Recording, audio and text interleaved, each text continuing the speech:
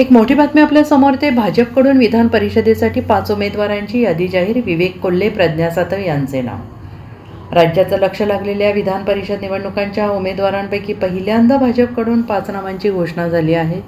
भाजपच्या संसदीय कमिटीच्या मान्यतेनंतर भाजपाने अधिकृतपणे महाराष्ट्रातील 5 विधान परिषदांच्या जागांसाठी 5 नावांची घोषणा केली आहे. यामध्ये काँग्रेसमधून भाजपात आलेल्या प्रज्ञा सातव यांना पोटनिवडणुकीसाठी उमेदवारी देण्यात आलेली आहे.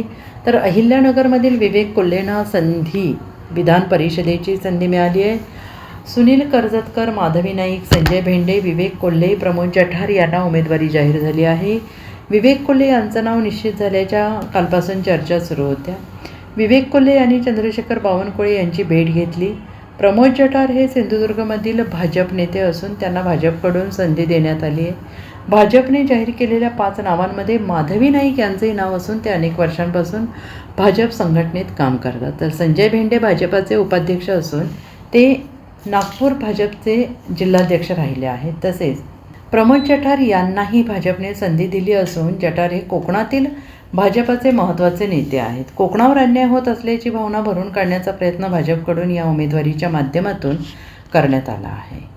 Bureau report, SBN Marathi, Mumbai.